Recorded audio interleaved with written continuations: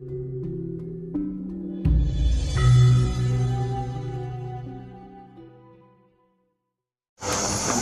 hambamu memohon kepada utusanmu Kanjeng Ibu. Itu yang harus dilakukan.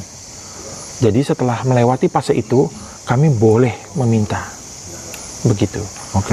Nah, nanti setelah meminta, mereka wajib mendermakan sebagian harta itu. Oh, selalu begitu syaratnya ya? Syaratnya gitu. Jadi kalau ini jalur resmi, iya, jalur yang juga dikehendaki atau direstui oleh Kanjeng Ibu iya, lewat juru kunci. iya. Permohonan berkah ini salah satunya ya untuk jabatan, kerezekian bisa juga. Betul. Kanjeng ya? Iya. Oke. Nah, pernah nggak ada presiden begitu yang datang ke situ untuk melakukan ritual atau hal-hal seperti itu? Saya nggak bilang pernah atau tidak ya, tapi kalau kita lihat dari pelantikan salah satu presiden, itu kan ada kereta kencana, secara gaib yang datang, simbolik yang dia bikin, itu nggak jauh dari sana. Oh, iya. Tapi kalau ada dulu kan ya, raja-raja, terus kemudian penguasa-penguasa itu kan katanya semuanya memperistri Ibu Ratu Pantai Selatan. Nah itu kira-kira hanya sebuah mitos saja, ataukah kemudian memang benar-benar nyata begitu? Ini Ibu Ratu Pantai Selatan yang mana gitu? Yang wajahnya bercahaya atau yang wajahnya melebihi Luna Maya atau tadi tuh? Ini benar nyata. Kalau Bapak datang ke Keraton Surakarta, di sana ada namanya panggung Songgobono. Jadi panggung Songgobono itu dibuat khusus untuk itu.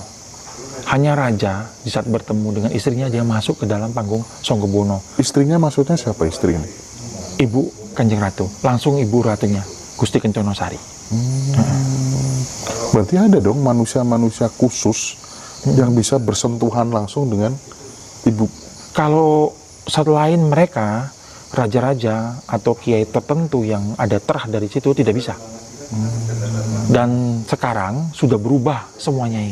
Sekarang semenjak Eyang Pak Sinuhun Pakubono X, sekarang bukan istri lagi, tapi menjadi anak.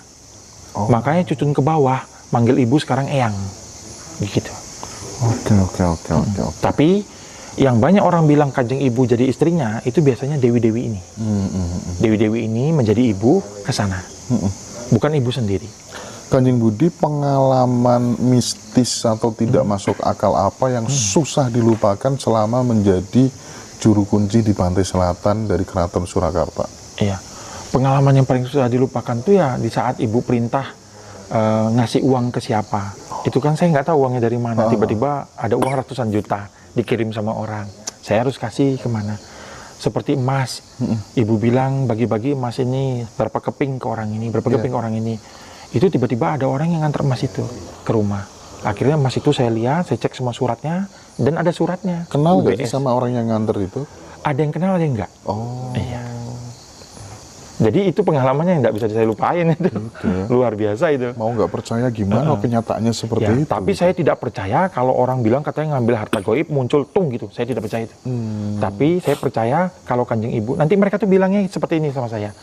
Saya 3 bulan yang lalu dimimpiin oleh Ibu. Disuruh bikin emas di UBS. Berapa banyak. Lalu disuruh serahin ke Kanjeng Budi. Saya ada kontaknya. Gitu biasanya. Kalau fenomena bang gaib itu nyata apa enggak sih menurut Kanjeng Budi? Bang gaib itu saya susah ngomong ya, karena bang gaib memang ada, maksudnya memang ada, tapi cara datang uangnya memang ada berbagai cara. Cuma saya tidak berani bahas karena resikonya nanti orang kesana gitu. Itu korbannya terlalu bahaya soalnya. Kanjeng, jenengan kan bisa masuk ke Istana Ratu Pantai Selatan itu dengan cara ngeraga sukma. Apakah benar di sana itu juga ada yang namanya rapat gaib bersama Ratu Pantai Selatan dan lain sebagainya? Itu beneran ada nggak sih? Benar ada. Pernah nggak sih ada juru kunci yang diundang begitu? Iya. Waktu bencana gempa Jogja, kami dipanggil masuk semua. Semua dipanggil masuk? Iya, dipanggil masuk. Karena mau terjadi bencana besar. Jadi Kanjeng Ibu tuh menjaga kestabilan dari laut. Dia tuh tugasnya tuh menjaga kestabilan laut. Jadi waktu gempa terakhir itu terjadi rengkahan di laut itu keluar ular hitam dari dalam tanah. Jadi disebut ular bumi. itu mau mengarah ke kota Jogja. Kalau dia masuk kota Jogja artinya bencana. Jadi pantai selatan tuh menghalang itu supaya jangan masuk ke kota. Jadi sebenarnya mereka tuh menjaga laut, yang gunung menjaga gunung. Jadi semua tuh terjadi seperti itu. Yogyakarta tuh bagaimanapun dijaga oleh laut dan gunung. Yogyakarta. Oke. Iya. Nah, ketika kemudian mau ada peristiwa seperti yang terjadinya gempa di Jogja yang begitu ekstrim kapan hari itu ya, itu ada nggak sih tanda-tanda misalnya dari ombak gitu kan, yang bisa dilihat secara kasat mata gitu, ada nggak sih? Ada. Gimana itu kan? Ya. Jadi tugasnya juru kunci itu sebenarnya juga termasuk pengamatan akan terjadinya bencana. Kami biasanya melihat dari deburan ombak, tapi yang paling utama dengan pasir pantai. Waktu mau bencana besar yang terjadi waktu itu, pasir pantai itu turun di bawah sampai 5 meter. Jadi pasir itu hilang. Jadi kayak jurang ke laut langsung 5 meter. Lalu kemarin sempat terjadi turun sampai 3 meter. Kami semua udah deg-degan. Apa yang terjadi? Jadi pasir laut itu kan bisa landai sampai ke laut. Waktu gempa besar itu dia turun 5 meter jadi jurang. Lautnya di bawah. Pasirnya hilang. Itu tanda biasanya. Baru itu? Enggak, waktu itu kejadian itu. Yang kemarin ini turun 3 meter. Tapi belum melebihi 5 meter. Kalau udah 5 meter tuh kami nggak bisa ke laut lagi. Karena kalau kami turun ke laut kami nggak bisa naik. Kami dihantam ombak. Jadi biasanya juru kunci itu harus melihat itu. Yang kedua, kami melihat dari angin. Kalau angin itu bawa anyir, berarti akan terjadi bencana. Begitu. Tapi ketika turun 3 meter itu, masing-masing juru kunci memang belum dipanggil sama Ibu Ratu? Jadi gini, 3 meter itu tuh tanda manusia. Biasanya kami laporannya ke keraton. Nanti keraton akan cocokkan dengan BMKG. Oke. Nah, pada saat kemudian sebelum peristiwa gempa di Jogja itu terjadi, masing-masing juru kunci dipanggil oleh Ibu Ratu kan. Nah, dawuhnya dari Ibu Ratu itu apa? Jadi gini, dawuhnya Ibu tuh bahwa bencana ini harus terjadi karena kehendak dari Sang Pencipta. Jadi kami sebisa mungkin untuk melakukan minimnya korban. Itu toh. Terus yang dilakukan panjenengan sebagai juru kunci apa untuk meminimalisir memberitahu jumlah korban? Kepada jajaran atasan kami yang bertanggung jawab kepada kami bahwa akan ada bencana, tapi waktunya kami belum tahu. Nanti mereka akan siap-siap. Seperti itu. Nah, ada informasi terbaru nggak sih supaya teman-teman mungkin di berbagai macam tempat, tidak hanya di Jogja aja sih sebenarnya, kayak sebenarnya sekarang hari ini di tempat kami di Tuban juga terjadi gempa sampai 3 kali gitu kan ya. Nah, nasihat Kanjeng Budi, misal barangkali ada intuisi-intuisi di beberapa tempat yang berpotensi terjadi bencana-bencana itu, apa saja yang harus dilakukan supaya tidak banyak korban, itu ada nggak sih? Iya, jadi memang dari sekitar 2 tahun yang lalu kami udah dapat kode keras dari laut. 2 tahun yang lalu? Iya. Oke. Akan terjadi bencana besar yang utamanya di Yogyakarta. Jogja lagi? Iya, laut, gunung, dan bumi akan bersamaan. Waktu itu Kanjeng Ibu ngasih lihat yang keluarga menangis, terpisah, darah, bau anyir di mana-mana. Itu yang kami waktu itu dapat. Lalu dikonfirmasikan semua dengan tanda alam, dapat. Lalu beberapa waktu yang lalu BMKG kan juga akan mengatakan akan menjadi gempa besar. Relevan itu ya, megatrust itu ya? Iya, betul. Nah, cuma ada sesuatu yang berbeda kalau dengan petunjuk tadi. Yang kita tahu, Gusti Allah tuh maha pengampun dan maha pemurah dan lain-lain. Jadi, biasanya kalau bencana besar dikasih tunjuk, itu sebenarnya memacu kita untuk berdoa. Supaya lebih mendekatkan diri lagi? Iya. Biasanya mundur waktu itu tidak terjadi dan bisa tidak terjadi kalau semakin banyaknya yang berdoa, meminta ampun dan lain-lain. Nah, itu biasanya kalau saya perhatiin selama ini tanda awal yang dikasih itu sebenarnya untuk supaya kita eling-eling gitu. Nah, jadi semua berdoa itu biasanya bencana itu bisa lewat. Karena rencana Gusti Allah itu bisa terjadi dan bisa Gusti Allah tidak lakukan. Seperti itu. Posisi rapat gaibnya ketika dipanggil itu seperti apa sih Kanjeng Budi? Misalnya Kanjeng Budi duduk bersama beberapa juru kunci gitu. Terus Kanjeng Ratu di mana? Terus di sebelah sini ada apa aja gitu? Dia seperti di keraton. Jadi kita bukan duduk di kursi, semua duduk di bawah seperti keraton. Kita nggak bisa tahu mereka karena semua tidak berani noleh kiri, noleh kanan tidak boleh. Jadi semua duduk diam aja, mendengarkan dawuh dari ibu. Nanti ibu di depan ditatanya, di bawahnya tuh, di sampingnya tuh semua dewi-dewi tadi. Nanti dia dawuh.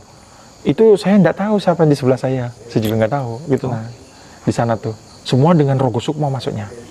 Nah, selesai Rogo Sukmo, ada nggak sih cocokan dari juru kunci satu ke juru kunci lainnya gitu? Dawuhmu sama apa enggak gitu? Oh enggak. Karena kita masuk kan beda yang keperluan. Semua beda keperluan. Dan juga enggak semua juru kunci langsung ke ibu. Ada yang ditangani oleh menteri dalam, maksudnya pengurus dalam. Oke. Begitu. Nah, pada saat rapat gaib kayak gitu kan saya penasaran ya, hidangan-hidangan itu ada apa enggak sih di sana? Ada nasi enggak, ada ketan enggak, ada kue-kue kayak gitu tuh ada nggak sih? Hidangan ada, tapi kami nggak boleh makan. Kalau kami makan, kami nggak bisa keluar. Oh, nggak bisa keluar? Iya. Gitu. Otomatis jadi penduduk situ iya. gitu mungkin. Nanti raganya tetap di sana, nggak mati, tapi jadi linglung kayak orang gila. Iya.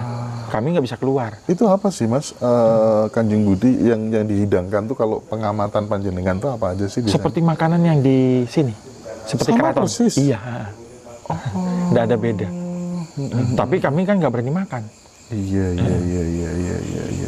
Nah, pada saat kayak di Parangkusumo gitu ya, kan biasanya teman-teman mesti ada yang nyalain dupa segala macam. Itu tujuannya untuk apa dan yang dibaca apa, passwordnya apa ketika mau di sana? Sebenarnya itu hanya simbolik aja. Iya, jadi sesungguhnya intinya tuh juru kunci Rogo Sukmo. Tapi biasanya kalau doa yang dikeluarin dengan kata-kata manusia itu biasanya biar tamunya lebih gimana dia doain, disebut nama tamu. Sebenarnya intinya Rogo Sukmo tuh dia ngasih tahu itu sebenarnya. Doa yang luar itu ya tambahan aja. Tapi kalau sesaji memang ada yang utama untuk Pantai Selatan yang nggak boleh ditinggalin. Apa tuh? Namanya telon suci. Telon suci. Iya. Kembang ya? Sesaji yang kembang. Jadi sesaji itu kalau keraton itu kan besar, orang-orang nggak bisa lakuin sesaji keraton itu, terlalu biayanya mahal. Batiknya khusus, harus dibikin khusus yang nggak boleh ini, harus ada kemben dan lain-lain. Ada batangan emas yang dibikin jadi campur dengan berapa logam, itu nggak bisa masyarakat lakukan. Jadi yang utama untuk Kanjeng Ibu itu sebenarnya hanya telon suci. Telon suci itu terdiri dari mawar putih, melati putih, dan kantil putih. Itu adalah lambang dari hati, tujuan kita, keinginan kita bersih kepada Sang Pencipta. Itu sebenarnya. Tapi di saat dia bikin telon suci, dia akan dilakukan terjadi cobaan dalam dia satu hari itu sampai telon suci dilabuh. Nanti dia akan dicoba tentang emosinya, apanya. Biasanya ada yang lulus, ada yang enggak. Kalau enggak lulus ya enggak jadi labuhan. Gitu. Kemudian terkait dengan fenomena yang memakai baju dengan warna hijau. Nah, itu katanya berbahaya, tuh bener apa enggak sih? Nah, kalau fenomena baju hijau dan baju ungu, ungu sama ungu ya? Iya, ada ungu satu lagi. Baju hijau dan baju ungu sebenarnya tidak ada masalah. Cuma ini karena juru kunci yang terdahulu, yang terdahulu yang mendahulukan seperti itu, jadinya ya ngikut semua ke bawah. Sebenarnya kan itu pengaruhnya kalau hilang di laut, bajunya hijau susah ditari.